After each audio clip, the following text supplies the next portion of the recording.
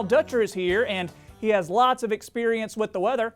Al, what's the forecast look like for the week? Well, Troy, we've had a pretty active week. If you're in western Nebraska, last week we talked about the potential for daily thunderstorm activity, particularly during the overnight hours.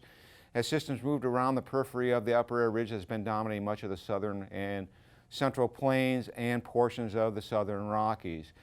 The models were projecting more of that precipitation for eastern Nebraska, and reality was the models were off by about 50 to 100 miles depending on the day, and we see much more of that activity crossing the western two-thirds of the state, leaving much of eastern Nebraska high and dry.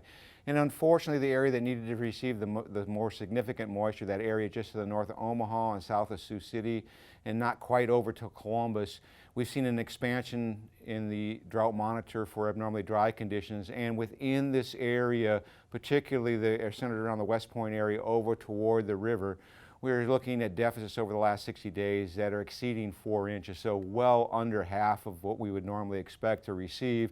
Therefore, I would anticipate that there is some areas within this abnormally dry conditions that are experiencing moderate drought conditions due to late planting.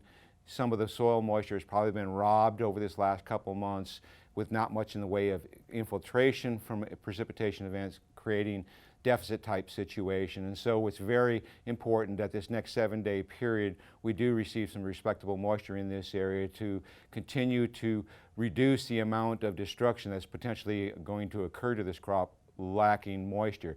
So as we look at today, what we notice is we have high pressures firmly situated over Texas. The ridge is sitting right at the southern half, the periphery of it at the southern half of Nebraska, a little wave moving through the region. Low pressure at the surface at the Texas Panhandle is going to be able to lift moisture toward the north. So we are seeing some thunderstorm activity expected today to develop in the Panhandle, and this will fill in as the cold front starts to push toward the south from the Plains region. And particularly as we get into tomorrow morning, you'll see the periphery of the ridge is laying, basically splitting Nebraska in half.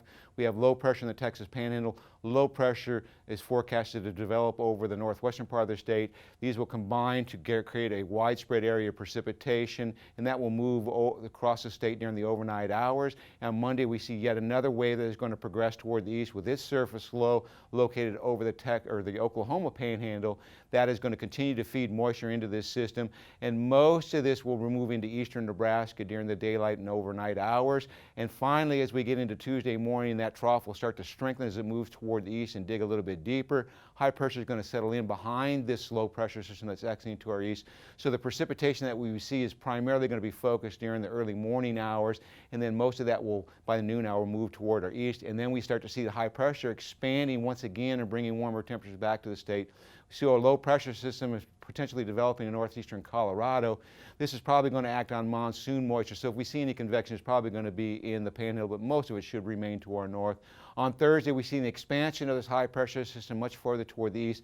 Everybody should be well into the 90s, unless we in northeast Nebraska, upper 80s. Low pressure once again developing in the southwestern portion of Kansas may induce a few scattered thunderstorms, but organized precipitation just doesn't look in the cards. And we see that that ridge continues to expand even further toward the east on Friday, so hot conditions will continue.